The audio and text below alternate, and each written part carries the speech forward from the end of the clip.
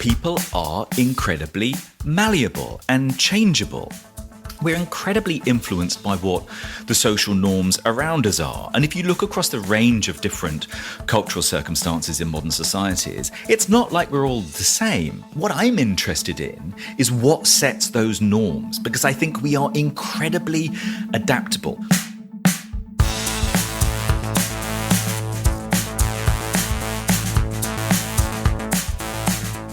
It's one of the central paradoxes of being human. We want stuff to change, but we want it to stay the same.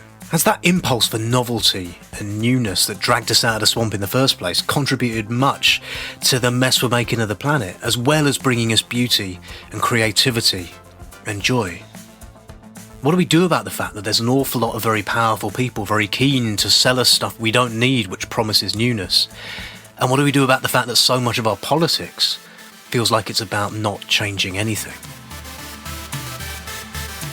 This is Your Brain on Climate. I'm Dave and I've been campaigning and talking about climate change for the best part of 2 decades, and there's so much I still don't know about one of the most important causes of it all, human brains and how they work.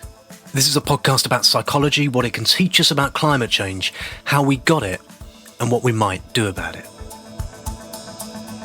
This week I'm joined by Andrew Sims. Andrew's an author, an analyst and campaigner who's written hundreds of books, not hundreds, a lot of books. He's co-founded the New Weather Institute, coordinates the Rapid Transition Alliance, was formerly policy director at the New Economics Foundation, and has written loads and loads of things. He was also one of the founders of the original Green New Deal group, which came up with the concept for the Green New Deal.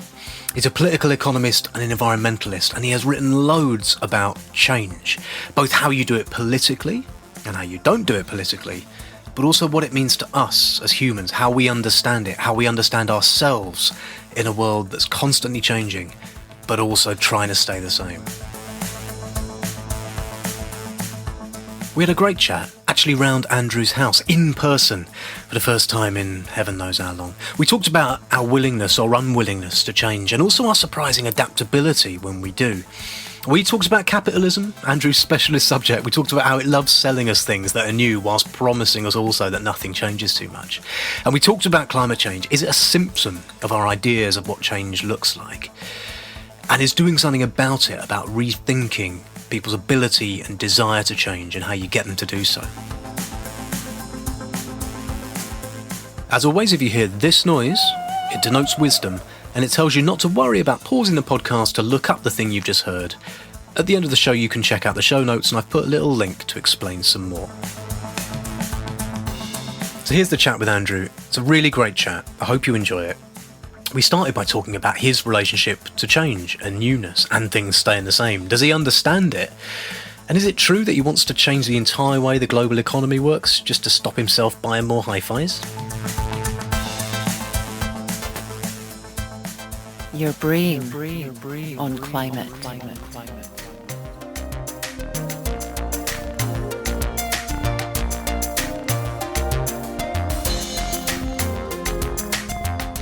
The shape of my life has been created by a reasonably aware notion that I really like stuff and I should not be allowed near it, because if I'm allowed near it too often, I will accumulate it. So my decades of sort of working on environmentalism, looking at the problems of consumerism, looking at the problems of overconsumption, are acutely positioned in a sharp awareness of my own proclivities, which is towards stuff and accumulation. So my campaigning life and my working life has been a struggle against some of my innate sensibilities. Right, so you want the rules changed so that you personally won't give in to your demons. Quite so. I need help, people. I need help.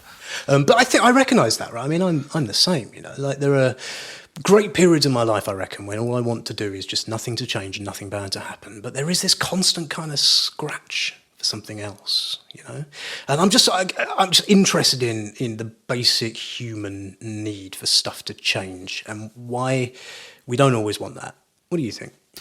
I think there's a couple of things. I think there's one really big thing, and that we can't ignore the cultural tide that we are living in and which has been flowing for at least the last couple of 100 years. And without wanting to sort of get too highfalutin about it, there's something about the cultures of modernism which embrace and have grown up through, European, North American societies about the need to wash away for constant transformation, constant reinvention. And I think the market and capital and capitalism have been beautifully attuned to the way in which there are these deep cultural trends which almost needs to make a point on a year in, year out basis that we sweep away what went before to transform and come out afresh the other side. It's often sort of misrepresented, but when Freud, for example, who's got many problems and got a load of things wrong, when he talked about the death wish, he wasn't literally talking about people wishing to die. He was talking about the urge for transformation. And I think the economy, the sort of consumer, highly materialistic economy that we live in, exploits this desire for transformation, for reinvention, whether it's kind of changing rooms on TV or the latest upgrade on your phone. It tunes into that and it finds clever ways to extract profit from it, which of course keeps us more heavily addicted to that so-called treadmill, the hedonic treadmill of stuff. Yeah, so we want to transform. What do we want to transform away from? What is that? I want to know if is it just a cultural thing? Is it just capitalism doing it? But it sounds like you're saying no. And Freud was saying no. There's something in us that wants to transform. What was that hedonic thing about? The hedonic treadmill. Yeah. The desire for transformation. I think we are pattern-seeking, copying creatures, restlessly searching out and finding our place in the world. That bleeds through into all kinds of different activities. And it tends to settle upon the choices that are placed in front of us. Now, it could just easily alight on your desire to learn how to sketch or to build sandcastles. But what the market does very effectively is get in front of some of those other things, get in front of the fact that you could, without the market intermediating, sit on a sofa, have a conversation club, sit at home, find fun and ways of learning and developing through knowing how to mend stuff and make stuff, things which can give some sort of intrinsic pleasure, which are also about change and transformation and learning and development. But what the market does really well is to nip in advance of all these other things, which might give us more deeper and intrinsic satisfactions in life, and say, well, here's your answer. This shiny thing, this bauble. And what's interesting also from an economics point of view is that this is stuff which has been spotted from the very earliest days of economics. Whether you are talking about Adam Smith or Karl Marx, they both noticed the way that consumerism was really clever at nipping in and offering sort of false solutions to our quest in life to find and discover and seek out patterns and develop as people. But yet, there's also quite a great deal of our politics, particularly as evidenced over the last 5 years, is about not changing stuff. And I wonder if, like, on one hand, then you've got the market selling us things and telling us we can have new and rediscovery, but also you've got the politics kind of seem to be, don't worry, nothing will change, you'll be safe and you'll be secure. And how does that tension play out, do you reckon? Well, I think it's a very real paradox in the human condition, and it's a paradox that some very powerful forces, those tabloid newspapers, are very attuned to, about people can hold very contradictory positions simultaneously. We can want the familiarity of recognizable circumstances, the comfort of being in our own habits, in very familiar surroundings, whilst at the same time still yearning for newness and difference and novelty. Crikey. Seems like this is what all tragedies are about, isn't it? This is the human condition, right? Well, this is what always happens. You know, you look at any great Shakespearean tragedy or anything like that, apart from the ones where people have, sex with their mother or whatever. But you look at any of these great narratives, and they're often about like someone who couldn't help themselves but mess up their own situation because they were driven by something. Be that cheating on their wife or going on some ill-advised adventure or, whatever. The stage is certainly set for a potential tragedy, but it could equally be a comedy or a wild adventure. And I think the interesting thing is that within that, people are incredibly malleable and changeable. We're incredibly influenced by what the social norms around us are. And if you look across the range of different cultural circumstances in modern societies, it's not like we're all the same. There are some societies which are far more tolerant than others, some societies which are much more cooperative, some societies where they see the value in paying their taxes more than others. The fact that what I'm interested in is what sets those norms, because I think we are incredibly adaptable. Another one of the contradictions that we love things being as they are, and yet we are also incredibly quick to adapt when we have to.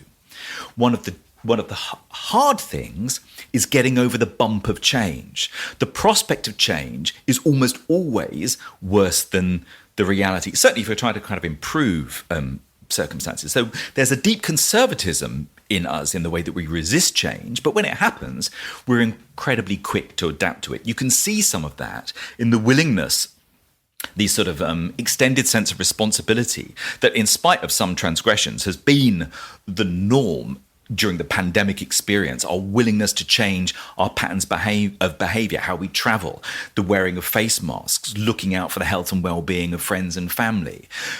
We've accepted what would have formerly been almost unimaginable upheaval in our day-to-day life for the common good in the name of public health. And there's other ways in which, in moments, we see the speed with which we can adapt and change. When the financial crisis kicked in 2007 and 2008. Here we were in the United Kingdom, with the City of London. We're sitting in London at the moment, and the City of London, which is sort of like the great temple of the modern capitalist order, and overnight great swathes of it were effectively nationalised because circumstances demanded it, and people stepped in line and saw the necessity. And it just goes to show, I think, that the greatest paradox, perhaps, is that all we have to do is turn around and look behind us to see how change is constant. So I think one of the things about trying to imagine how we might surf or negotiate this very malleable human nature that could set the scene for disaster or adventure is to begin sort of planting in the imagination and reminding people of the possibilities of the positive changes that we are capable of, reminding ourselves of our agency, reminding ourselves of when things have changed in the past, which seemed difficult, troublesome, and were pushed back against then, and now seem second nature. I mean, take a simple one like smoking in public buildings and public places. Nobody wants to go back to those kind of smoke-filled rooms anymore. People have still got the opportunity to smoke if they want to. But that was a thing which was kind of strongly resisted. And now it's really hard to imagine getting back on a train and it being a carriage being full of smoke.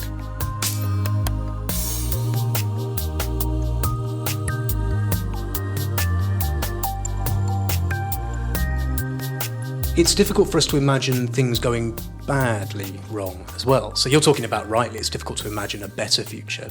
But if you'd have said to me in February 2020, right, next couple of months things are going to be a bit different, and you described to me the fact that the entire world was going to shut down, everyone would stay at home, and et cetera, and the government would use unprecedented powers, I wouldn't have believed it. And even if I had believed it, I would have been terrified, I think, of that change. So is it a problem that for things like climate change, we really struggle to imagine that as well? I think this is another paradox, because if you look around at popular culture, if you look at books, if you look at films, the catastrophic imagination plays out on a daily basis. We have these, doom-laden disaster scenarios all around us, and yet we find it very difficult to believe that very bad stuff is going to happen to us. Well, certainly if it hasn't happened to us before, perhaps if we've had really bad experiences, it might be easier to see the possibility for that. And I think that is a difficult thing, getting people to believe in the possibility that unless we do change things radically, things could get significantly and dramatically worse. I mean, I think that is a very real thing which is difficult to play with. And it reminds me of that that line which has been said so many times, it's sort of attributed to at least half a dozen different people on the World Wide Web about, it has been perhaps easier to imagine the end of the world than a change in how the economy operates on a day-to-day basis, which is again another living paradox. And what we perhaps need to do is to kind of flip that and start imagining how things can be different on a day-to-day basis in order that we avoid the ease with which it is to, we can imagine catastrophic happenings. So climate change, right? That's a thing. We talked a lot about people and change. Do you think we have got to the climate change what we have got? Do you think a large reason for that is because of the way we think about the possibility of change and the things that we want and how those things are associated? So is climate change itself a symptom of sort of our psychology about changing stuff, do you think? I think climate change is a symptom of how we have been channeled to find fulfillment in life. I think it's a symptom of a particular economic system which has quite straightforwardly defined success and human flourishing and well-being through the accumulation of the consumption of goods and services. It's an arcane outcome of how the system has designed itself. And it's something which the lie has been seen in from the very earliest days of economics. If you go back to the earliest political economists, they always assumed that societies would grow in terms of the amount of stuff that they had up to a certain point, and then they'd hit a stationary state and develop in other ways. It's one of the things which Keynes talked about when he imagined that by now we would all be working just a 15-hour week, because all the gains in efficiency and productivity more widely in the economy would have been channeled into reducing our working week so that we could, to use his words now, refine the art of living. Well, right. Sitting about, yeah, chatting, yeah, looking at the horizon. But the system as it's been set up kind of hasn't allowed us to do that. It's kind of kept us chained and it's kept us channeled. About? I was supposed to be sitting about by now. We're quite relaxed. Well, thank you very much. There was supposed to be robots doing my bidding and everything would be fine. And instead, more work, more bills, more things, more stuff I can buy, more temptation, more. There's always more shiny things. It's that hedonic treadmill. It's the misdirection of how we find well-being and satisfaction in the world. And the difficulty here is because we kind of know these things. We've done these massive surveys that look at different levels of consumption lifestyles across people in Europe, and whether you've got somebody who might be living so-called, one planet living, a level of consumption that the planet could sustain for everybody alive today, or right the way through to kind of, 8 planet living where you've got 3 cars parked outside, TVs the size of swimming pools and all the rest of it. But then if you ask those people about their levels of life satisfaction, there's no relationship between your level of consumption and your level of life satisfaction. You're just as likely to have as high a level of life satisfaction at the 1 planet living level as you would be at the 8 planet living. So we kind of know these things. And yet, of course, we're locked in through a number of different things to not changing. And we're locked in by, to use the jargon, the choice architecture, the way that the world around us is set up to put certain choices under our nose that make those things more likely. So you're more likely to go out and buy fancy hi-fi, new clothes and all the rest of it than you are to think, I think I'll go and learn how to sketch or something like that. We're locked in terms of the environment which constantly speaks to us in those ways. So in a typical day, you will encounter hundreds, if not thousands of messages which are constantly reinforcing the message that you will have a better life, you will feel less inadequate if you buy more stuff. They're not giving us messages saying you'll have a better life if you appreciate a walk in the woods, etc. Nature doesn't have an advertising policy and a budget in quite the same way. Well, what you are getting is they're saying you'll have a better life if you take a walk in the woods, and in order to do that, you should buy our product. So it's actually interesting. That's the thing that's happening now. And almost quite literally, that product might be a massive, great big SUV. Right. You open even the more progressive weekend newspapers and you'll see full-page adverts with these huge, oversized too big to park in a standard parking space, 3 times the emissions of the EU recommended average for a typical family car, parked in the middle of a forest somewhere with a happy family sat around a picnic table. Yeah, and I do think there's something about climate as a thing just being the result of, as you say, a lot of choices that we've made, each of which at a teeny micro level. And I'm not saying we are all responsible for climate change, although in a way we all kind of are, but that no one is setting out to nose at the planet, but they are setting out to just have a kind of nice day. And the definition of what having a nice day often is just do this nice easy thing. Or you've got this thing that goes, I want to do something different, and that thing is satisfied by flying somewhere, or that kind of thing. And that's because the way that we're kind of locked in by prices, like the bad stuff is subsidized, locked in culturally by having that barrage of messages telling you to do that kind of thing, and locked in terms of, our physical infrastructure. The transport systems massively favour the use of private cars. Fuel duty has been the same in the UK since March 2011, and we're facing potentially record hikes in train prices coming up in the next few months. So everything is perverse. Everything is set up to lock us into that world of overconsumption and dissatisfaction. It's a perfect cocktail that if you're kept dissatisfied, you're more susceptible to the kind of messages that say, if you're in a hole, buy this and we'll haul you out, rather than actually the truth being that you're digging that hole even deeper.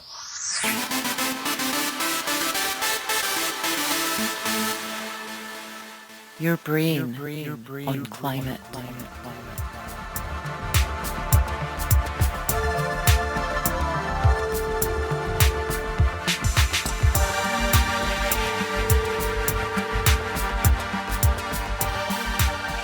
So all the way through this chat, you've been talking about a couple of things. One of which is that we need to change because the way our economy is working, the way that we are, this sort of fundamental human impulse for novelty is scratched by consumerism, is bad for us and is nosing the planet. But also that we can change, that we can change stuff, and we've changed really, really fast. So let's talk about that a bit. What are some of the ways in which humanity has kind of deliberately changed itself really, really quickly? What lessons can we draw from that? Well, I think a whole set of lessons which haven't really been properly and fully applied to the climate issue yet come from a well-established experience of dealing with major public health problems. If you look at the smoking, for example, both in terms of how people smoke and where people smoke, but also levels of smoking. Levels of smoking in most advanced economies have plummeted over the last few decades. And if you look at the approach that was taken to achieve that, it was basically coming at it from every angle, coming at it from a direct sort of personal level of personal intervention, coming at it from the perspective of public health communications, advertising. If you look at the evolution of the warnings on cigarette packets that started off with just a few bold letters and ended up with some rather graphic photographs of rotting internal organs, in the literature we know how behaviour can be changed over time. And it's about accepting the problem, taking it sort of squarely on, making sure that you've got alternatives and support available for people who want to achieve those changes. But we know that those changes can be achieved. They can also be achieved sometimes at trigger moments remarkably quickly. I think of the example of the rightly fated young environmentalist Greta Thunberg on the occasion a couple of years ago when she chose to travel to the UK to address our own parliament, who hadn't really had a proper debate about climate change for several years, and she chose to take the train. And in the 4-month period from when she took the train, in Sweden, the number of people flying dropped by a significant percentage, between 8 and 10%. And the number of people taking the train went up similarly. Wow. And that gave us these rather fantastic words, both flugskam, which means flight shame, the sense of people absorbing the idea that perhaps it's not a good thing to fly around the world and burn carbon and all the rest of it, and therefore allowing that to influence their choices. But it also gave us an equally fantastic word, which I'm probably mispronouncing, but is something like tagskritt, which stands for train brag. So that you take the train and then you get the ripple effect, you get the social contagion effect of people seeing visible changes and it giving them permission and validation to change in their own behavior. But we can see that when there is an increasing background level of understanding and awareness, these changes that might build up over many years, but then can actually happen quite quickly. Yeah, plastic's a good example of that, isn't it? That plastic for years and years and years and years and years, right?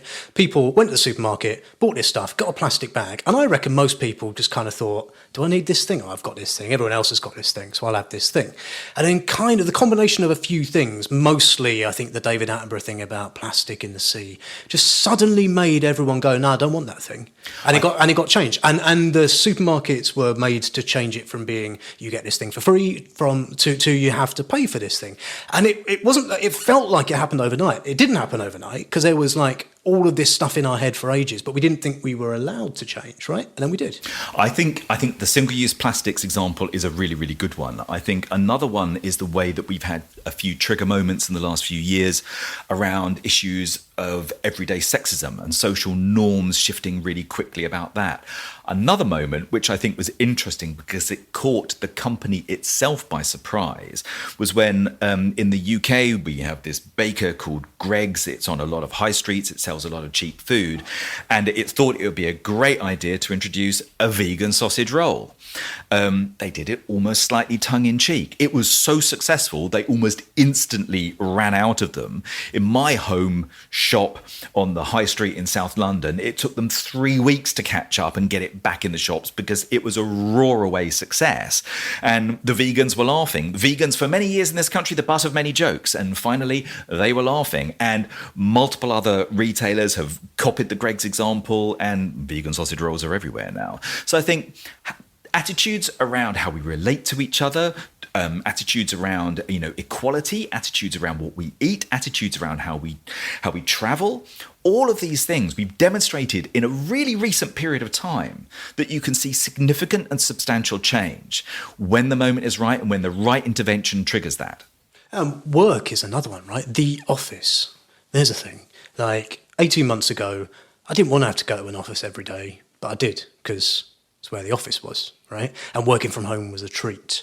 And I'm sure for millions of people around the country, they were the same. And then now, and we don't know quite how this is going to pan out, but for a lot of people now, they've gone, well, I don't want to go back to an office again. A lot of people do, and a lot of offices will still exist, but something kind of en masse happened because of the pandemic, which was a load of, seems like something that a load of people thought anyway, they were allowed to express, which is, offices are stupid. That journey's a waste of time. What have I got to do that for? I mean, that's hugely positive, I think. I think there's two big things about work. One is both the length of the working week and, as you say, where we have been working.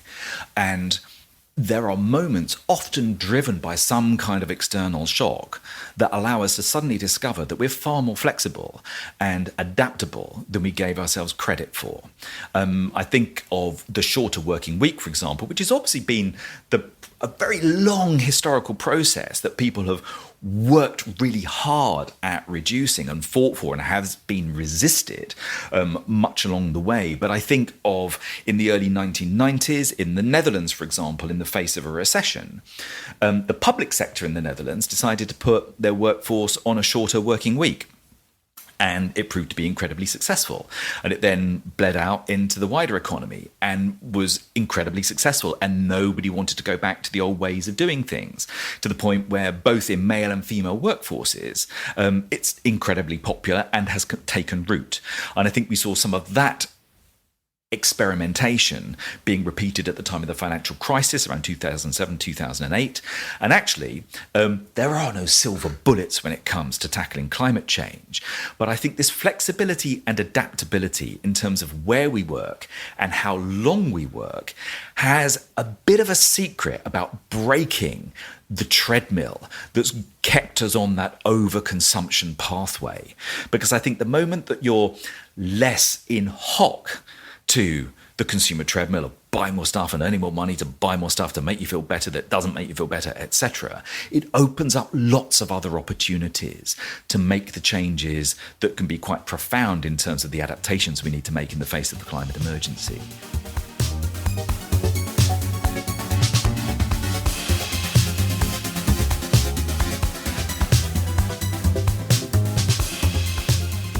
Which of the following things is true, or are they both true? A, people really, really, really want to stop climate change happening really fast, but they don't know how to do that, and so actually we need to kind of help them to do that. It's in there, but we need to unlock it. Or B, doesn't matter whether they want to change it really fast. It is possible to engineer society so that they will think it was their idea in the first place. Or are they both kind of true? Because I think not everybody. I think one of the things I'm thinking when listening to you is some people think like you about the world, but not everybody does. A lot of people just want to kind of get on with things, right? And is the trick with them to make them change, but to make it feel like it was their idea in the first place?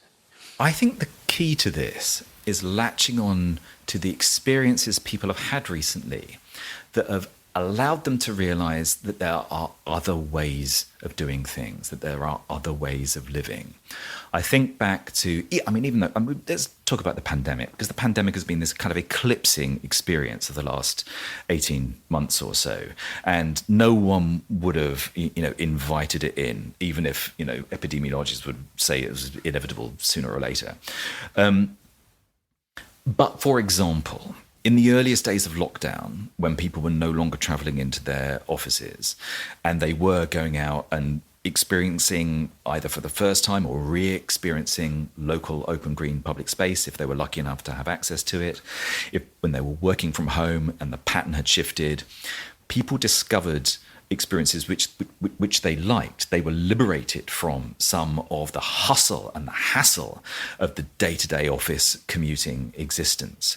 Now, if we can latch onto that and ask intelligent questions about how to keep the best of what we learnt from that experience. Now, in other ways, the way that people organised at the local level in solidarity and support of people who were vulnerable, the way we recognised the importance of essential workers who keep our health services and our transport systems and our carers, the way they were given special hours and special access to shops. Even the way that some of the shops themselves ran campaigns when there were short-term shortages of stuff. And they actually came out, the big supermarkets came out with a campaign that said, buy only what you need. Well, maybe that would have been a good idea anyway, all along. So I think the key is that when there are circumstances that allow people to experience these other and different ways of being that have benefits to them, we need to find a way of holding those in view and finding out how we can design them into our daily lives in an ongoing way. I think we've all shown how incredibly well we can adapt, how we do care deeply about the people who do good and socially valuable work in our society.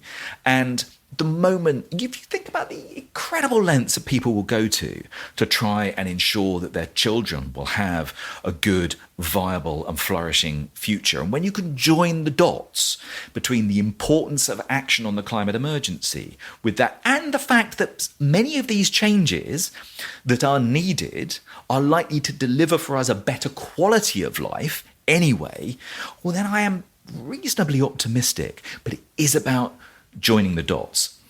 And I suppose for a lot of people, it's about, and this is one of the things with the smoking ban, right? A lot of people were just made to not smoke in pubs who wanted to smoke in pubs. It wasn't like there was this phenomenal 100% consensus behind it. A lot of people were told, sod off, you can't do that anymore, stop it, it's stupid, right? And now a lot of them wouldn't go back. So this is when you need things like rules and taxes and bans on things as well, right? And accepting that people may resist it, but kind of, I guess in political terms, seeing it through, because 5 years from now, people will go, well, great, I'm glad that thing changed because now I've got a better car or a better house or whatever out of it. I think there's a really important dynamic that works between changes in regulation and politicians feeling that they've got the license to change laws and to change rules, and longer term and sometimes quite rapid cultural shifts and shifts in social norms. It's almost as if the demonstration effect of people who are perhaps the pioneers of showing that there are other ways of doing things, giving other people permission to make those changes, and you get to a kind of a critical point where it becomes a social norm, and then it creates the political space within which it becomes easier to pass those rules. Similarly, in passing rules, it validates different forms of behavior that then increases the potential for change and spreads that kind of contagion effect. So I think these two things are intimately connected. So there are times when I sit around and I go, We're not going to save the planet. It's too hard. Climate change is too much of a thing. It's too much. People are gits. It's not going to happen. And you can get kind of just this sense of what's the point of trying to get people to change? What you've been saying is stuff can change really quick, and here's how we can do it. So what are the things that I should cling on to in those moments when I'm feeling there's no point in this, nothing can change? Come on, what are the things I should keep in my back pocket in a bit of paper?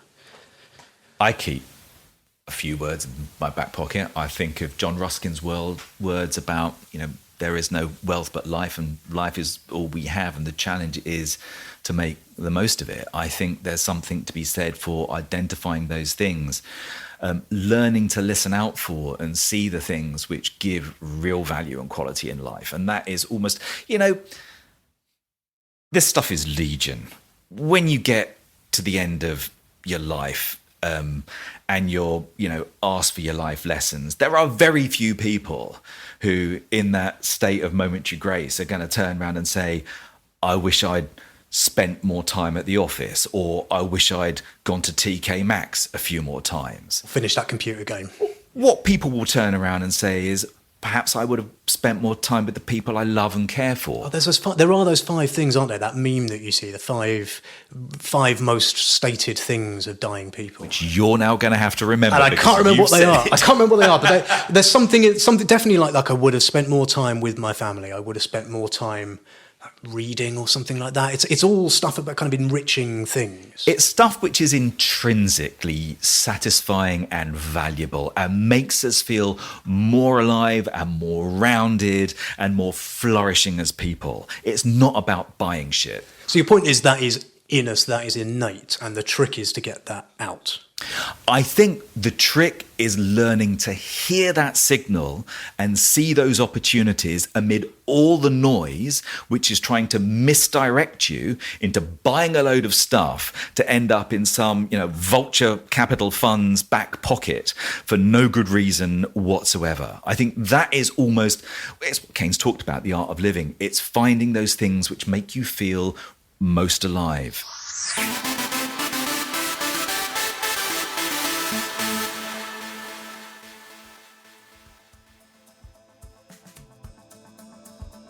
That was really good. I loved that. I loved it when Andrew talked about the World Wide Web. That's a thing you don't hear often enough. He'll be on about the information superhighway next. A few things that I was thinking about is this tension. We want change and we want things to stay the same, and just how confusing that is. It's the heart of the human condition. It's why we mess stuff up that's good. It's why we keep stuff that's bad rather than flee to something new and better.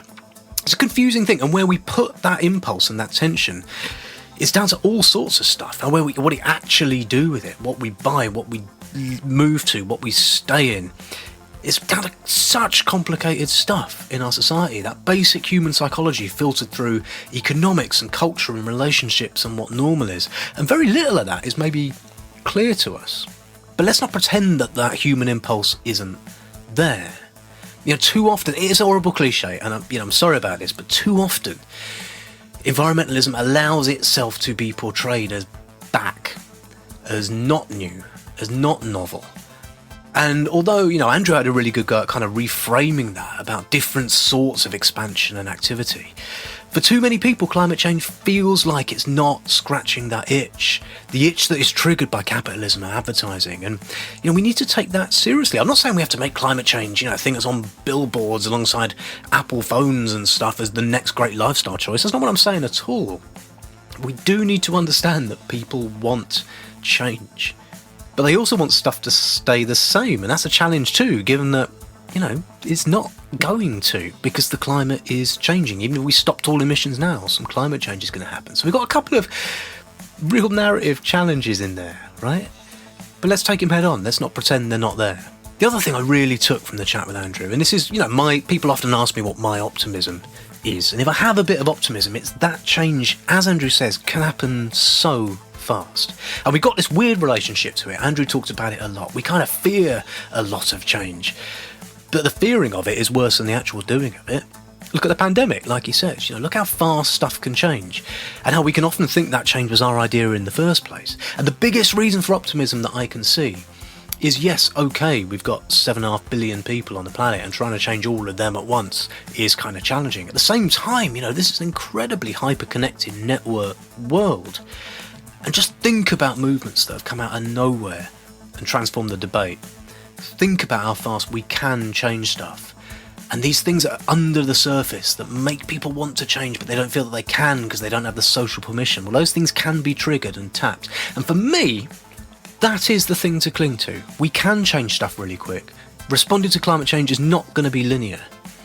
Has to be exponential and dynamic. And at the heart of that is understanding how fast stuff can change and how easily people will come along for the ride with it if it's done in the right way.